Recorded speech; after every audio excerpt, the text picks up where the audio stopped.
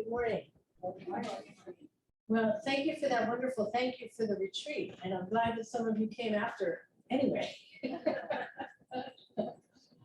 I wanted to start this morning with another mantra. This one is, open wide my arms that the suffering of the world may come in. And this is also by our sister Mary Lou Connect. And I'll sing it once. Open wide my arms that the suffering of the world may come in. Open wide my arms that the suffering of the world may come in. One more time. Open wide my arms that the suffering of the world may come in. So in a lot of ways, it's similar to the one we used for Lectio, right? Open, yeah. So that's an opening of the heart. Dorothy Day. Dorothy Day and the prayer of engagement, which she really embodied. When Pope Francis addressed a joint session of Congress in 2017, he highlighted 4 Americans: Abraham Lincoln, Martin Luther King Jr., Thomas Merton, and Dorothy Day as models for our time. And he held them up to the joint session of Congress as models for them. It sent the reporters scrambling for information on Merton and even more for information on Dorothy Day. Who was this that he was talking about? Dorothy Day was born in Brooklyn on November 8th in 1897. She was the 3rd child of Grace and John Day. He was a publisher, journalist. It was when then they moved to San Francisco and then to Chicago. She went to college at the University of Illinois at Urbana, and that's really when she became most interested in this radical social causes and looking for ways to help the workers and the poor. That interest in and passion for justice never left her.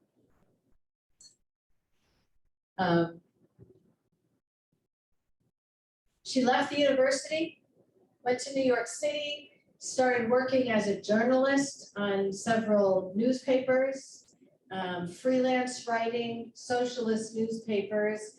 She participated in some of the protest movements. She developed friendships with many famous authors and writers. She was part of the Greenwich Village scene of writers. And she had a friendship with Eugene O'Neill. During this time, she also was part of the protest. One of the strongest protests that she went to was the suffragist protests that were having daily, they would be arrested at the White House every day. And she was part of one of the larger mobilizations that was arrested at the White House. They were sent to prison. And during prison, it was a very, very difficult prison experience, and one that she was not really prepared for, as she reflected on later. But the women went on a hunger strike while they were in prison and were really rough handled. They were finally released, but that left a big impression on her. During this time in New York, she also experienced several failed love affairs, a short marriage, a suicide attempt, an abortion. It was a very difficult time in her life. She managed to publish a book, and with the proceeds of that, she was able to go to Staten Island and just be alone on the seashore, which was very healing for her. And it's there that she met the love of her life, Forrester Batterham, who was a botanist, and introduced her to the natural world. He knew so much about the natural world, and that's what really drew her to him. He he was an anarchist and an atheist and really opposed any kind of organized religion.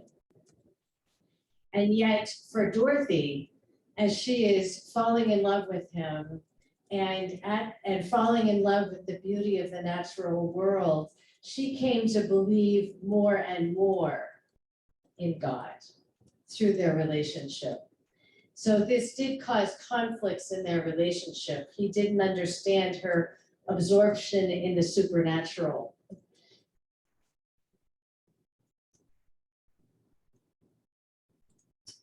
They really had a common law marriage. Dorothy had also come to admire the Catholic faith in that time and recognized the Catholic faith as the church of the poor, that was the place where all were welcomed and the poor would feel comfortable and part of the assembly in the Catholic Church. It's what drew her to that. When she was pregnant, she faced a very difficult decision. She really wanted her child to be baptized, and Forster was very against it. She ended up going with that. Her pull for the spiritual life was so strong that she decided to have Tamar baptized. And that really created a break. With that, she lost her relationship with Forster, which was very painful for both of them. She also lost a relationship with most of her radical friends. They just did not understand someone becoming Catholic in that era. She also was baptized. And at this point, she's pretty out of money and needs to support her daughter, Tamar. Excuse me. They went back to New York. She moved in with her brother and sister-in-law and kept praying for a way that she could express her passion for justice within this church. It was very rare at that point for the Catholic Church to actually, they were involved with the poor. The poor felt comfortable in the church, but there was not the work for justice. That's when she met Peter Marin.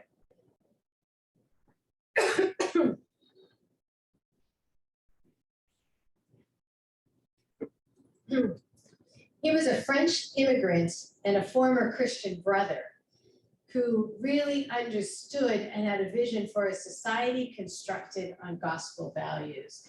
He grew up in an area of France that had been really influenced by what were called the worker priests.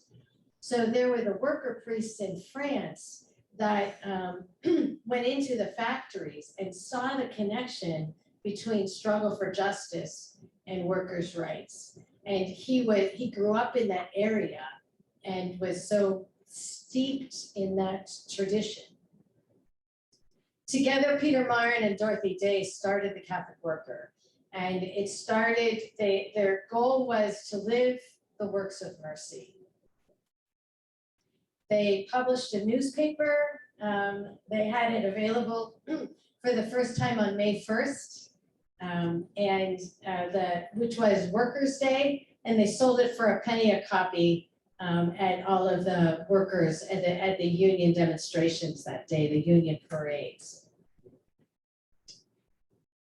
The Catholic Worker really grew, but it was based on the gospel, based on living the works of mercy, and based on a personalist philosophy that said, you don't wait for a government to do something. If every person would be involved in living the works of mercy, there would be no need, that all of society would be different. The spirituality of the Catholic Worker is really the spirituality of Therese's The Little Way. So if each person meets the next person with dignity and love and respect, the whole society would be different. They did advocate very strongly, though, for changes in society.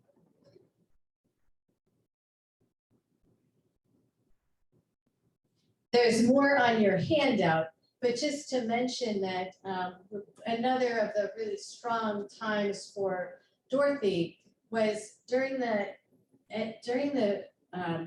Vatican II, when there were deliberations around Pacem in Terris. That she and a small group that would later be part of Pax Christi went to Rome, went to the Vatican, and there they fasted and prayed for nuclear disarmament. They were praying that Pacem in Terris would include a strong stance for nuclear disarmament. And she mentions that she did many, many fasts in her life for as part of different causes, with the farm workers, with different groups. But during that fast in particular, she felt the pain of the world.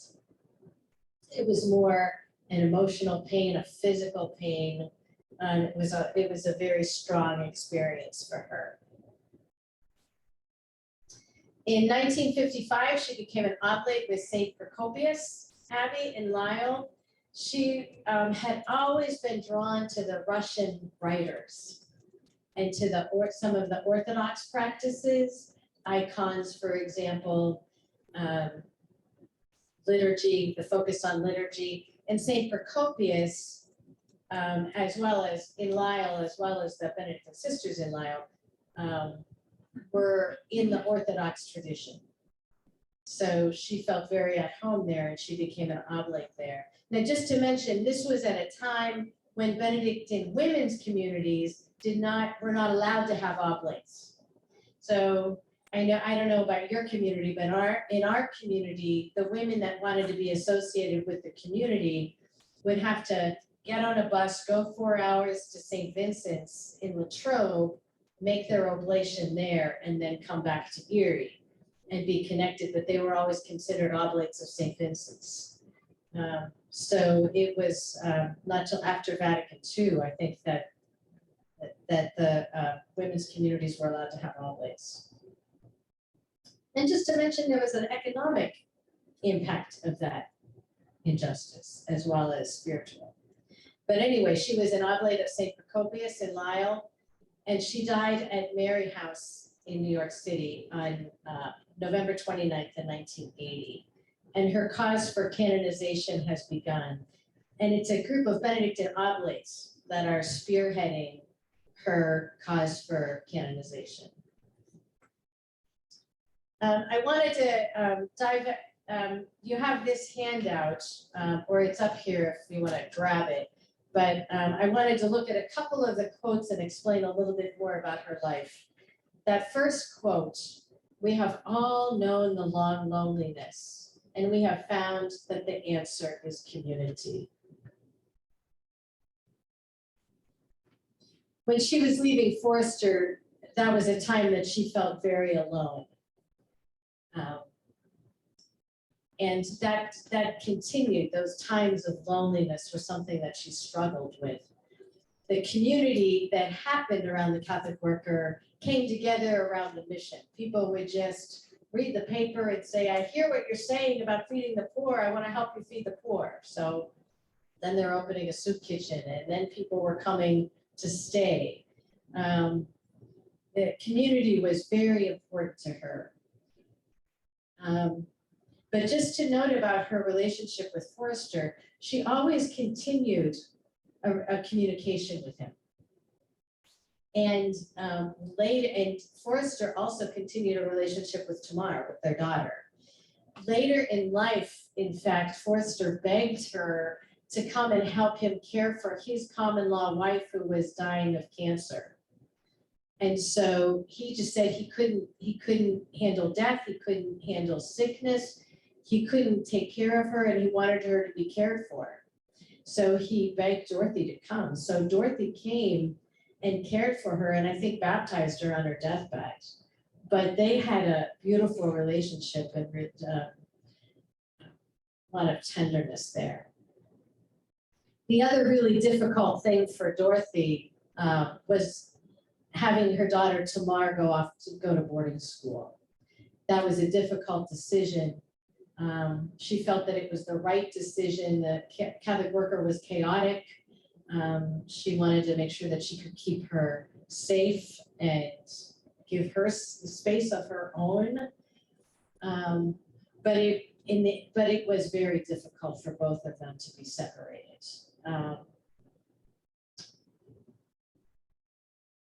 So Dorothy knew about the long loneliness. And she also always lived in community. And she felt that community was an answer to the long loneliness.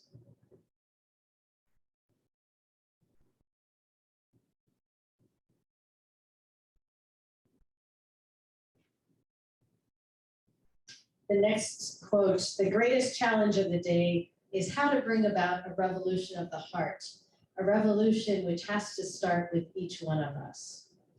Dorothy never intended to start a social service agency. Hers really was a revolution of the heart, and believed that if people came together and lived the works of mercy and met each person with love and lived the little way together, that it would revolutionize society.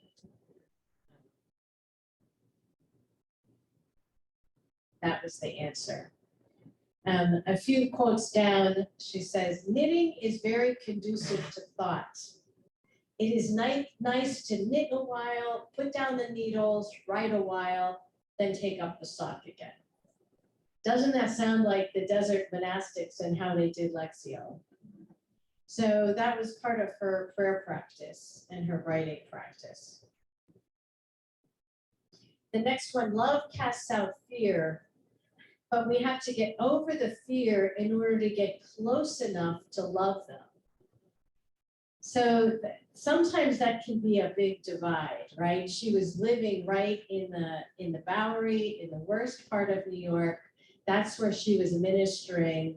Some people were really afraid to come there, and she kept challenging, you've gotta like get over the fear and be present here and build relationships with people, listen to people's stories. And then that love that casts out fear is possible.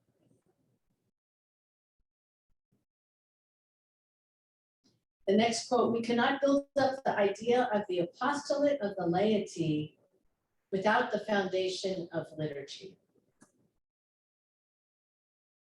As an oblate, Dorothy took praying the liturgy of the hours very seriously, and also time for Lectio.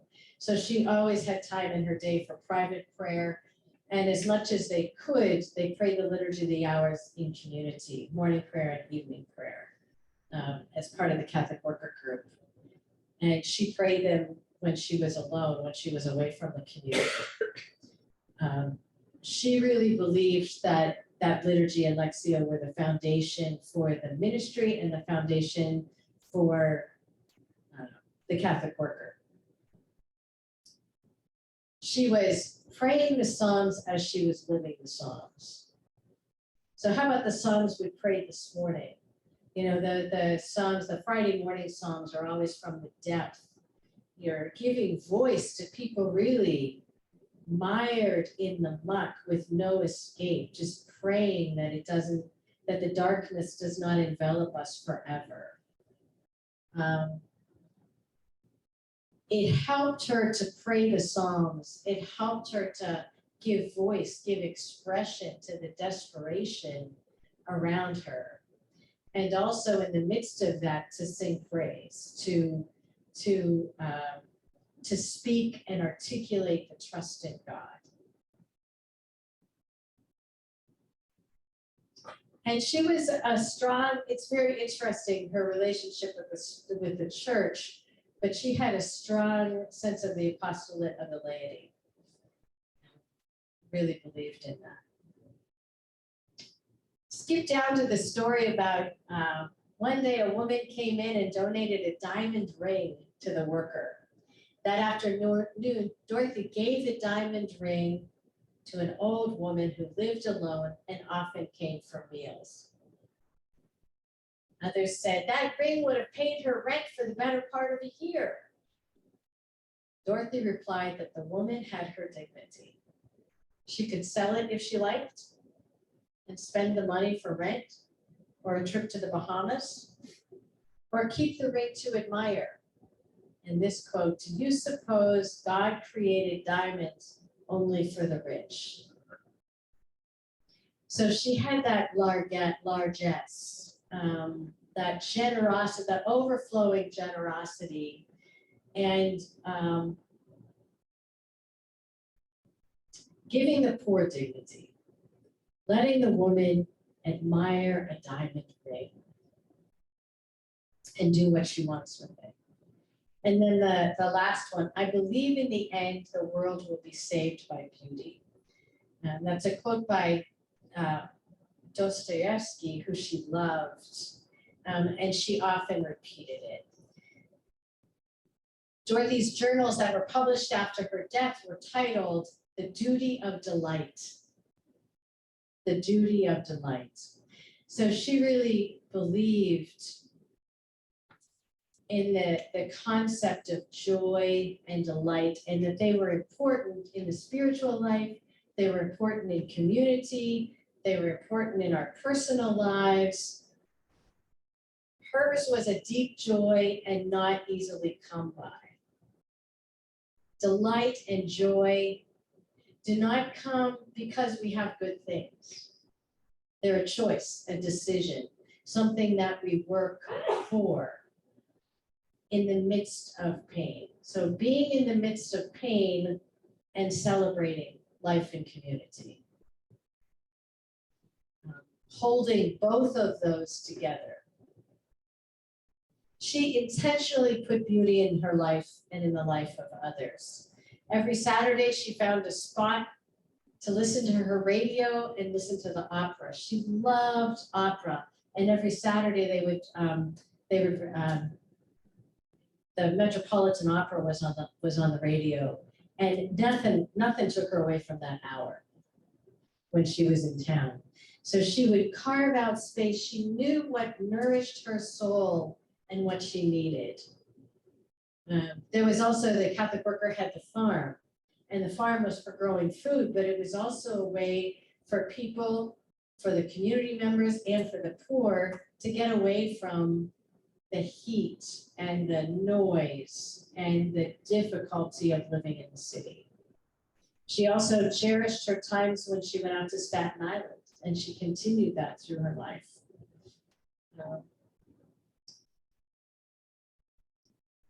So hers was a deep spirituality and a very intense and intense spirituality. And her journals are a real honest. Her journals are, I don't want to say a mismatch, but they're a very honest view of how difficult it can be to live in community and how difficult it can be to live with ourselves.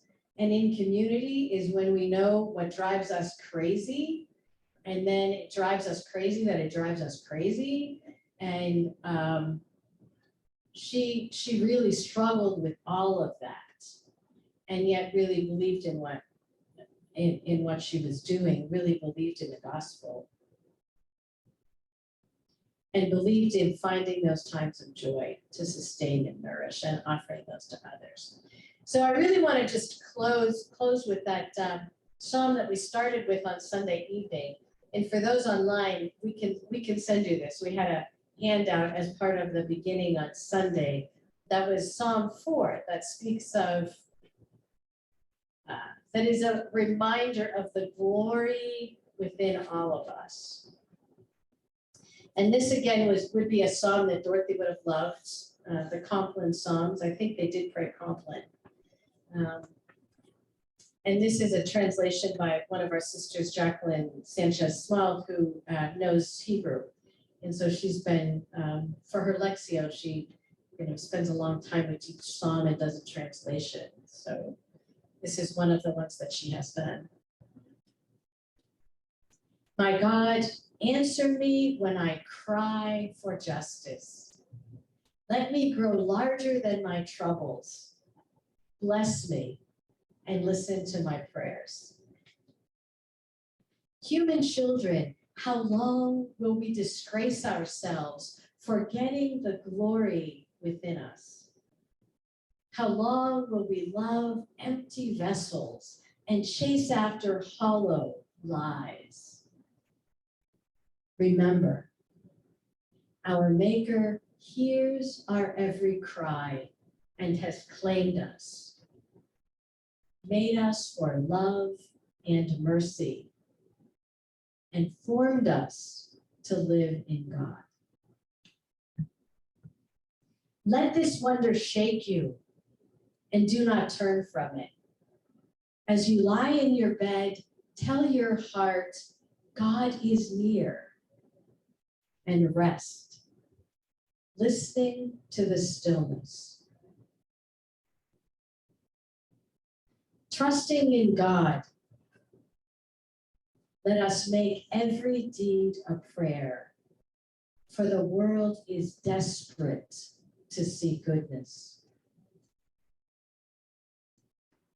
Make your face shine upon us, O God. You have planted joy in our hearts. Let it now produce a great harvest, so we may know peace through the longest nights.